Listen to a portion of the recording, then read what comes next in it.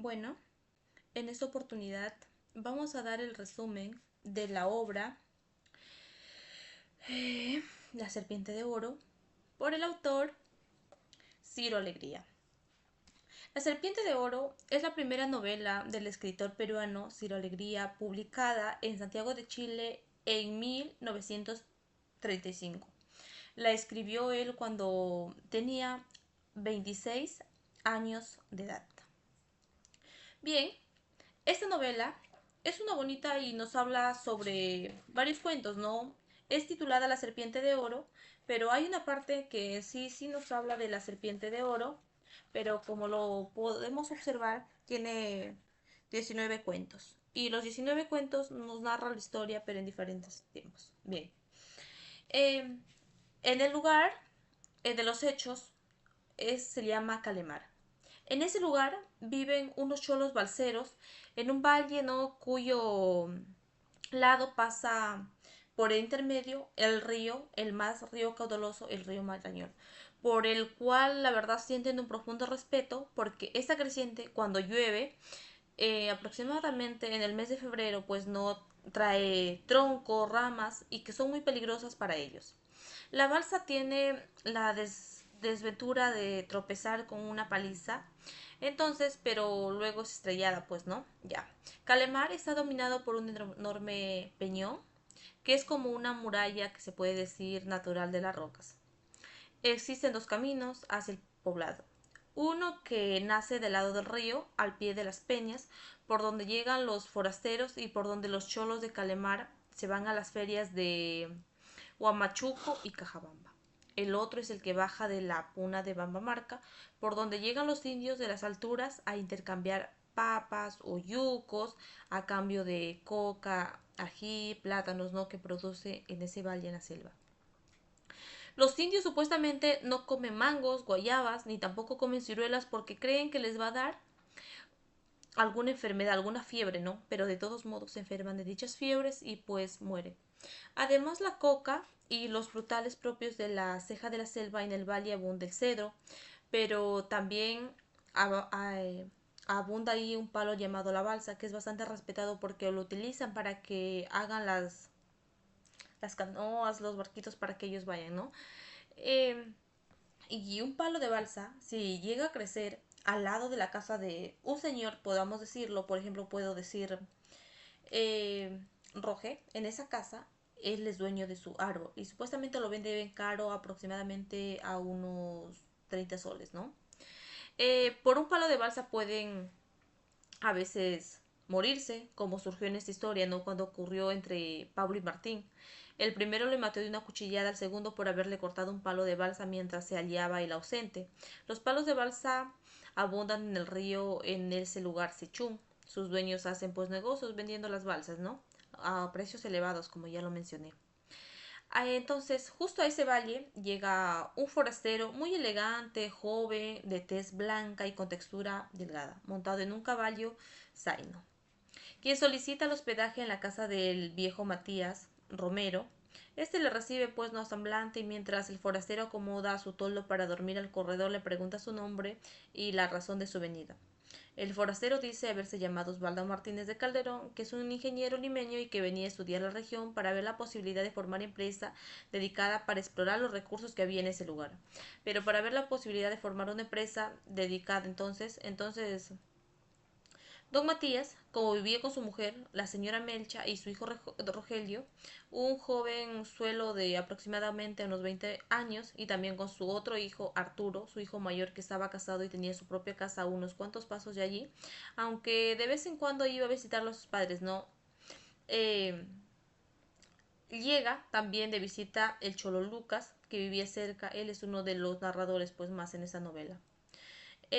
Osvaldo tiene curiosidad por las costumbres y la vida del valle, y el viejo Matías, incalzable, charlatean como se desperdicia la oportunidad para contarle todo, ¿no? Le cuenta el ejemplo de cuánto dura la última crecida del río, también le cuenta al otro lado del río que hay unos crecientes celendinos que les trajeran comida y que les diera buena paga, pero él es difícil cruzar el río sin contar las buenas balsas.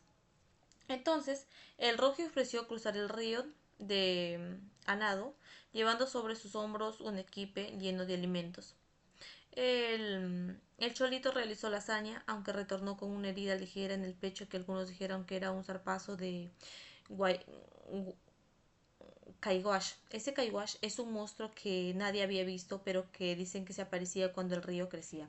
Por su parte, el forastero no quiso eh, perlar sobre Lima. Como ya habría gastado a Matías, se echó a dormir en su toldo que le protegía de los mosquitos, ¿no? Entonces, la charla continúa. El Arturo y Rogelio, quienes se ponen de acuerdo para ir al día siguiente de Sichugún, compra una balsa de cuyo precio calcula, aunque no bajara aproximadamente por los 30 soles, ¿no? También aquí en esta historia nos habla sobre Lucinda y Florinda. Arturo estaba casado con Lucinda, una poblana de ojos verdes, que ya había dado a luz a su hijo, que cual lo llamaron Adán, que todavía había, era una, era una casita de decir un infante, ¿no? Entonces aquí es, pues Arturo, cuando se enredó con Lucinda, ello se ocurrió 6 años atrás, cuando los hermanos de Roge fueron al pueblo de Sartín, donde se alojaron de posada en doña Dorotea, la mamá de Lucinda. La cholita se dedicaba entonces a servir la comida a los visitantes, destacaba por fin su faz y también mostraba sus senos. Arturo se enamora de ella y consigue el permiso de su madre para llevarle a la fiesta patronal del pueblo, del pueblo, ¿no? En dicha reunión ambos se corresponden.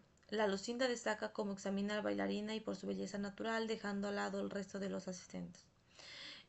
Arturo recuerda entonces su oficio del balsero y le dice a Lucinda que si no se quiere ir con él a Calamar para vivir allí y formar su familia.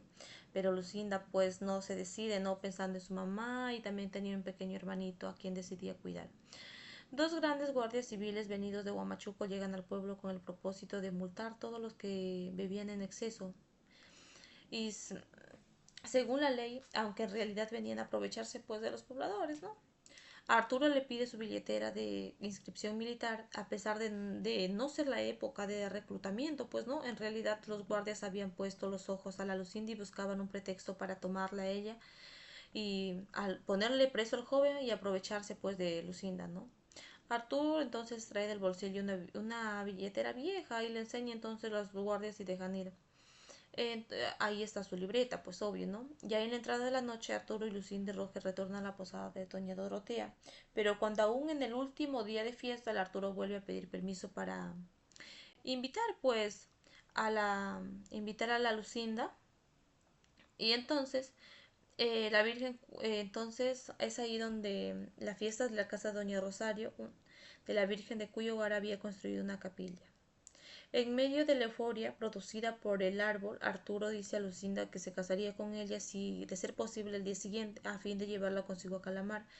Pero la alegría se interrumpe cuando interrumpen los dos guardias de manera prepotente. Uno de ellos saca a bailar a Lucinda, luego el otro solicita a él mismo. Muy enojado, Arturo les dice que les pide de por favor que dejen de molestar a su mujer, ¿no? Los guardias se enfurecen y se arman de la furia. La víctima de los recios golpes, pues no de los cholos, los guardias quedan tendidos y desmayados. Entonces, es aquí donde el Arturo y el Roge no le queda otra sino que escapar y llevarla a Lucinda a Calamar, pues no. En el trayecto se hospedan en la casa del cholo Venencio. Así fue como el Arturo se desposó con Lucinda, aunque los primeros años vivieron incendios y batiendo la justicia. Luego cuando ya pues reten de agua machuco, pues pudieron vivir más tranquilos. Al principio la Lucinda pues sufrió de fiebres, mal de habitantes de las alturas alrededor de los valles viejos, ¿no? Tuvo asimismo varios abortos, la verdad tuvo bastantes abortos, pero luego tras encomendarse a la Virgen tuvo su primer hijo, que lo llamaron anteriormente, como ya lo mencioné, Adán. Sobre la Florinda, la otra chinita también estaba su hermana, ¿no? Florinda. Don Osvaldo Martínez aquí llega a la casa del hacendado el anciano Juan Plaza y se alegra al encontrar con un blanco al menos que hablaba en castellano, hablaba su idioma para poderle entender, ¿no? Don Juan recibe cordialmente al forastero, le presenta a su familia y le invita a desayunar con él. Entonces él interroga al huésped por los sucesos de Lima, la política y el gobierno, pero Osvaldo prefiere hablar sobre otros temas. Le informa que ha venido a explorar la región. Don Juan le ofrece entonces como guía uno de sus peones indios, ¿no? El Santos. Luego le cuenta sobre las experiencias de otros pobladores que igualmente vinieron a esa con esa intención y la manera de cómo fallecieron y cómo se desaparecieron, ¿no? Le cuenta la historia de Alejandro y de los palcos cargados de instrumentales y equipos se internaron en la selva y nunca más supieron de ellos. Entonces el joven Osvaldo le escucha con interés, pero dice que él no le ocurrirá eso. Juan le aconseja entonces de que al menos antes de emprender la exploración fuera a la cima del Cerro Campana, pues ahí se podía observar toda la región, ¿no? También lo aconseja que la mejor sería hacer una empresa que se dedique a lavar oro en el río Marañón, pues eso sería una ganancia segura. Al día siguiente Osvaldo se dirige a Bambamarca junto con los santos, en guía de guía santo le está guiando. Entonces, pero el santo lo calma y le ofrece coca. Osvaldo, bendecido sus, ya pues no, las hojas calientes, torna un nevado cajamarquí y marañón, ¿no? El, entonces, en el río se encontraba en merma bajo la caudal. Debido a ese viejo Matías y a Lucas Vilca podían balsear los forasteros fácilmente. Ambos entonces dedican también a pescar pescaditos, utilizando a veces la dinamita, ¿no? El viejo se hallaba preocupado por su hijo Arturo y el Roge, ya que tardaban en volver de Sichú. Sin duda se habrían dedicado a tomar aguardiente. Lo inquietante era que el viaje de retorno sería muy peligroso, pues al encontrarse muy abajo al río resultaría muy difícil pasar en la balsa por la escalera, un pongo o paso muy estrecho, ¿no? Lucas le ayuda logrante a ambos a dominar el animal. Entonces, cuando se le aparece un lobo, él entonces le muerde la mano. Entonces él quiere ayudarle a dominar al animal, pero no puede. También nos habla sobre la escalera.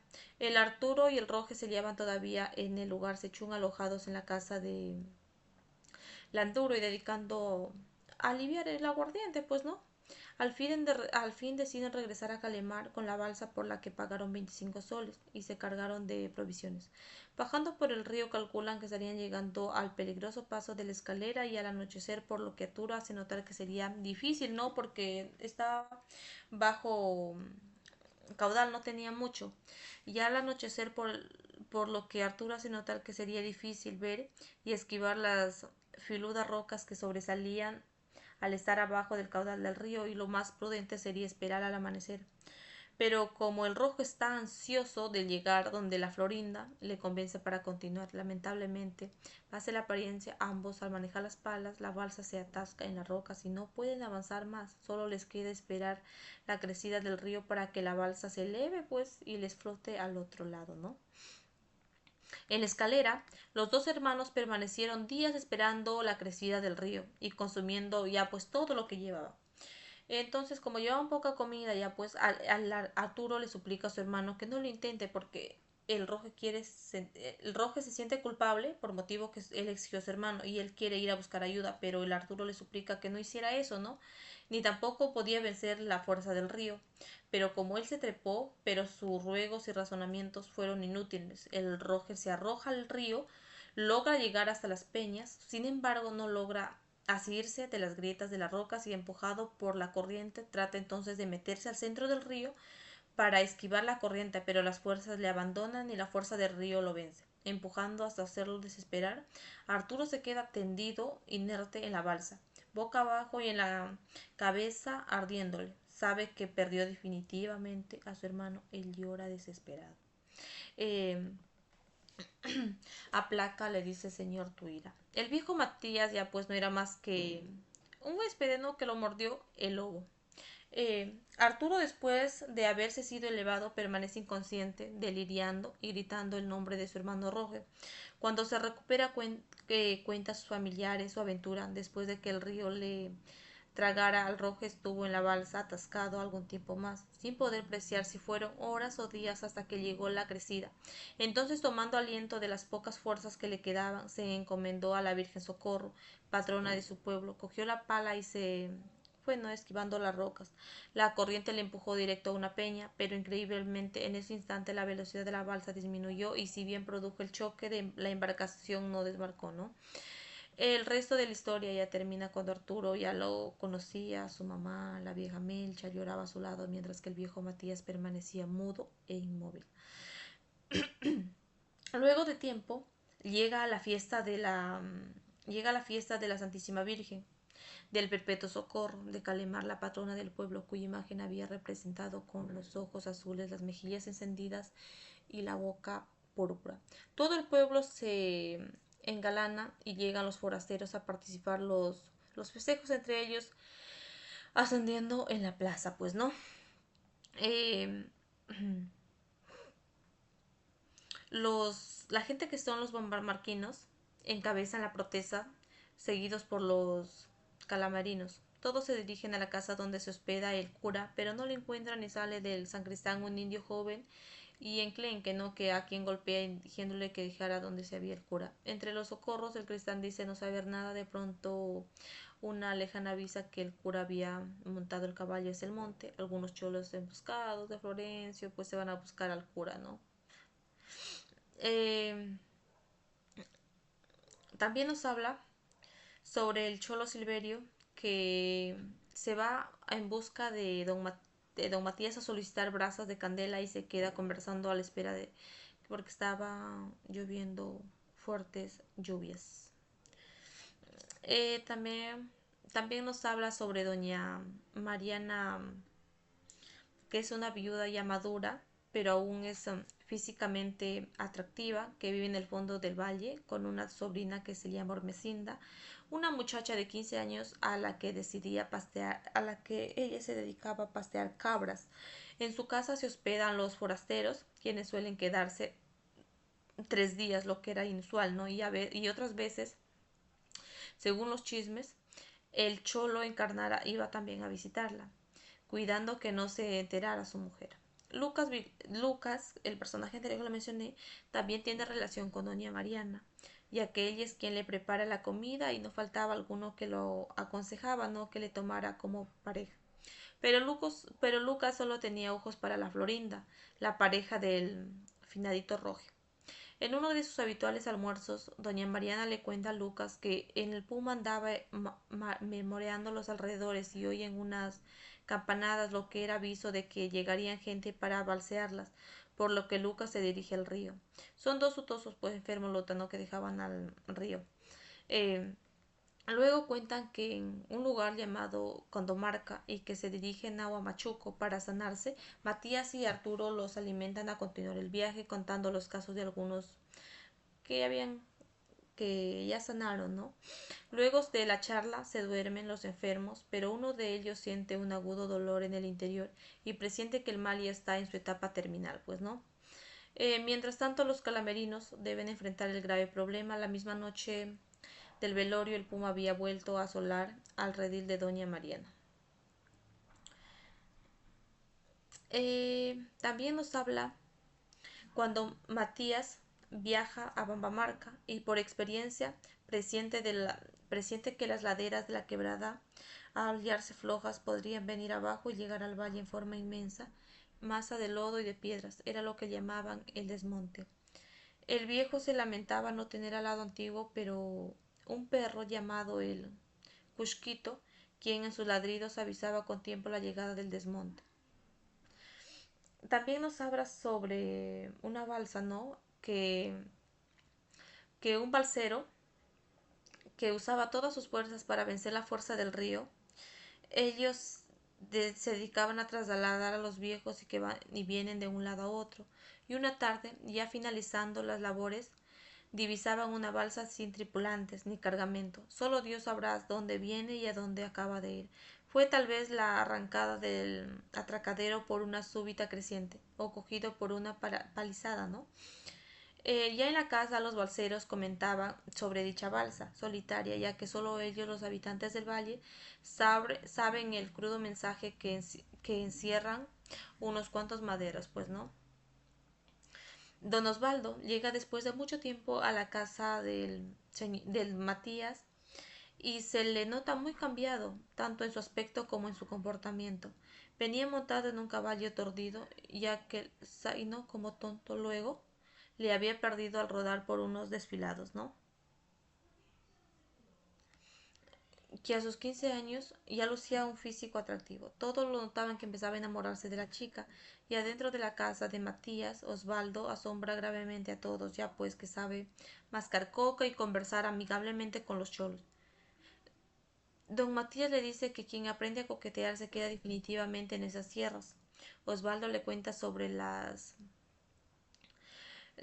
premesuras que había vivido pues en esa explotación, ¿no? También trae la colocación de una vieja historia que una mujer quemada en Pamamarca, cuya alma decían que penaba con determinadas noches. Y luego ya pues viene, ¿no?, el cuento sobre la famosa serpiente de oro. Una semana entera estuvo Osvaldo alojado en la casa de don Matías, haciendo pues muchos proyectos de su empresa. De noche salía y no regresaba hasta el amanecer, hasta que al fin decide partir hacia los lavaderos de oro. Para ello contrataba a los cholos Pablo y Julián como ayudantes. Ya emprendían la marcha río arriba cuando de pronto se acerca la hormecida y quien entrega a Osvaldo un paquete diciéndolo que era un fiambre para que coma, ¿no? Era evidente que ya había entre ellos. Días después Osvaldo le preguntó a sus ayudantes si creían que la hormecida le quería de verdad, porque ya estaba intentando algo al menos. Ellos le respondieron que sí, que hasta ahora ya trataba de ayudarlo. Al parecer entonces ese pensamiento no lo dejaba dormir al ingeniero. Díaz se dedicaba a examinar las arenas del río, a tomar muestras. Pudo comprobar que el oro efectivamente abundaba. Ya de regreso a Calamar se pone a pensar de modo que había cambiado en todo ese tiempo y en lo que estuvo explotando la región. Planea asimismo en todo lo que haría de allí en adelante. Volvería a Lima a formar la campaña y casaría con el Etel, una chica fina, bella, quien le irá a ayudar en todo. En cuanto a la Ormecinda, no habría que ser sentimental. Tal vez ella lloraría su partida, pero ya se le pasará y terminará juntándose con algún cholo en el lugar de Calemar. En Lima conversaría también de los ricos a invertir su proyecto. En esos pensamientos andaba cuando se detiene para llamar a sus ayudantes, pero de pronto siente la picadura de una serpiente en el cuello. Ve una cinta amarilla entonces deslizarse, dice deslizarse y perderse entre las ramas. Era una víbora que era Antiguaraca, creo, Antiguaraca. Osvaldo se desespera y siente como el veneno mortal va haciendo efecto en su cuerpo. Entonces el Pablo y Julián se alimentan, a cortarle la herida y exprimirla para hacer fluir la sangre, pero todo es inútil. Don Osvaldo muere al poco rato y su cadáver es trasladado a Calamar, donde el velorio lo entierran en la mañana siguiente.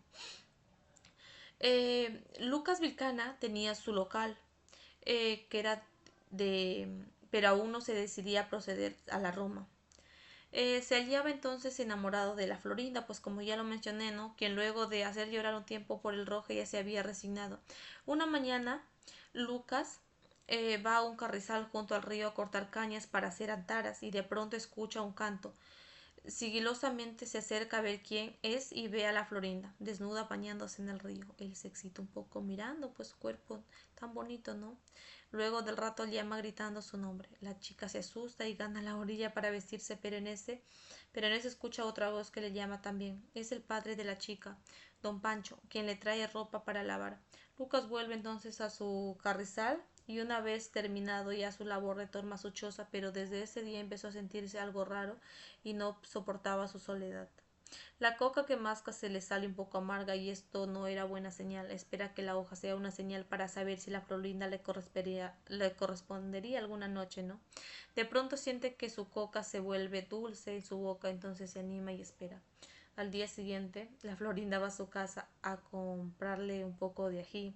Es el momento esperado por Lucas, quien le confiesa el amor que sentía para ella. Florinda hace como que no le cree, pero Lucas le abraza y le oprime y asimismo entregan ambos la pasión carnal. Así fue como entonces la Florinda llegó a ser su mujer de Lucas. Según así, él a Coca se lo había dado. Él luego nos habla sobre el corrido. Eh, un hombre llega montado en su caballo frente a la casa de Lucas y le llama a los padres de Lucas. don Cayetano y la señora Meche. Intrigado, Lucas sale a recibirlo, diciéndole que sus padres ya habían fallecido y que él era su hijo. El desconocido lo mira un poco emocionado y le dice que había conocido mucho tiempo atrás, cuando era un niño, ya que había sido gran amigo de su padre. Lucas lo deja pasar y la Florinda va al fogón a prepararle algo. El visitante dice ser calemarino de Calemar, ¿no? Pero que hacía 20 años había huido, desde entonces era un corrido, fugitivo y de justicia. Cuenta luego el origen de su infortunio. Cierta vez fue a la fiesta del pueblo y en el camino un jinete muy elegante casi lo atropella. Al increpar, ¿no? la prepotente, este en vez de disculparse volvió a cargar el intento. Y pues no fue entonces que se fue furioso, sacó su cuchillo y de un atajo le abrió en las pestañas e intentó matarlo. El jinete muerto resultó ser un hacendado admirado, por lo que tuvo que huir. Acosado innecesariamente por la policía, en el trajín mató a un teniente y a dos guardias, y todo hacía ya mucho tiempo. Había ya prescrito tales delitos, pero la policía, pues acusada de otros crímenes recientes, le juraba ser inocente, pero ya no lo creyeron. No le juremos, dice, porque no seremos ser hombres. Llega, llega a Calemar don Policarpio Núñez, acompañado de su hijo, ambos montados y armados con carabinas. Son negociantes de ganado que se dirigen a las comunidades y a las haciendas no vecinas para comprar las reses. De pasada solicitan a los cholos balseros para que les transporten el ganado al otro lado del río. Los cholos aceptan, pero con una balsa no es suficiente, y entonces el Lucas y el Arturo van a Sichún a comprar otra embarcación al regreso. Deben sacar el paso de la escalera. El recuerdo de Rogelio es inevitable, pero ellos logran superar el paso. Ya de vueltas a Calemar, Matías le recibe alegremente y todos celebran, pues no, y reflexionan sobre sus bondades del río. Eh, Don Matías recuerda la comparación que hizo el finado Osvaldo, que el río era como una serpiente de oro. Luego le cuenta una fábula que aconseja que el mayor de los males era el desaliento. Decídese que en la época de los inmemoriales el diablo iba vendiendo los males por todo el mundo. En forma de polvo envuelto en paquetes, la gente lo compraba, la avaricia, la enfermedad, la miseria y la ambición, ¿no? Para hacerse males entre ellos, pero había un paquete que nadie lo compraba, el desaliento, que era el más pequeño de todos y el más caro, algo que a los hombres les resultaba incomprensible, pues no consideraban el desaliento como un mal enojado. El diablo, porque no lo compara en desaliento, él echó al viento para escarneciéndole por todo el mundo. Fue así como todos los males se hicieron realidad, pues en la base de ellos está siempre el desaliento. El viejo Matías termina su relativo invocando a los calamerinos, que no caigan nunca en el desaliento, ya que lo que debilita al hombre cuando se enfrenta a los otros males.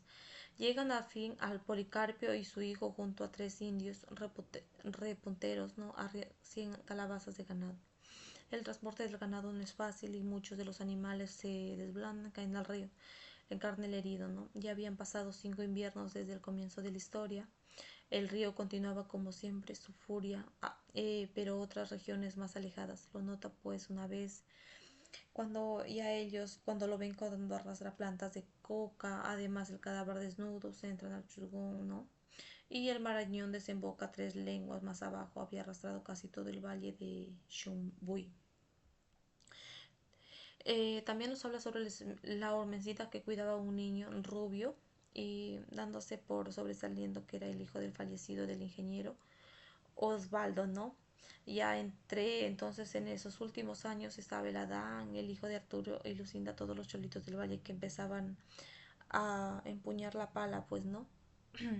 Y es así, entonces, como más o menos termina pues la obra de La Serpiente de Oro. Es bien bonita esta obra, yo lo recomiendo muchísimo, la verdad, porque nos lleva a conocer un poco más la historia y también, ¿no? A analizar pues cómo se vivía ya, ¿no? En esa época. Eh,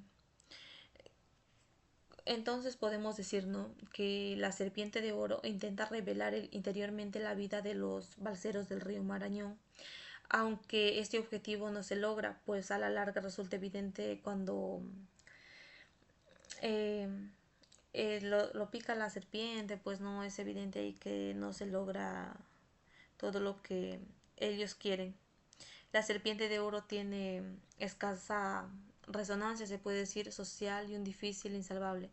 En el universo histórico no existe, el tiempo se va acabando, ¿no? También la serpiente de oro podría considerarse como una propiedad, un poema en prosa quizás, y cada capítulo como un cuento, ¿no? El lenguaje revela un ambiente aliado, eh, cómo, cómo se hablan los, mm, los personajes, pues, ¿no? Eh, también el contexto que nos habla aquí eh, entonces, es así, ¿no? Como la novela relata sobre la vida cotidiana de los cholos balseros del caserío de Calamar, a orillas del río Marañón, en la ceja de la selva del norte del Perú. También se relata la forma de paralela aventura de un ingeniero limeño, Osvaldo Martínez de Calderón, quien se interna en la región selvática para crear una empresa explotadora de los recursos naturales a la que le planea bautizar con el nombre La Serpiente de Oro. El nombre aludía a las formas de serpenteante del río y de sus riquezas. Los calamarinos reverencian al río, que es su fuente de trabajo y de alimento, pero a la vez temen por sus fuerzas, que eventualmente les puede arrebatar sus bienes y hasta la propiedad de la vida. Mientras tanto, el ingeniero alterado, vanidoso, ve con desdén los cholos y cree que solo con la serpiente urbana puede vencer a la naturaleza. Muere tras ser picado por esa serpiente amarilla que lo vio sin poder cristalizar su ambicioso proyecto. El relato a través de diversas voces continúa contándonos sobre la vida de los cholos, los cielos cuales transmiten su oficio de generación en generación, y es así pues no como esta obra. Muchas gracias.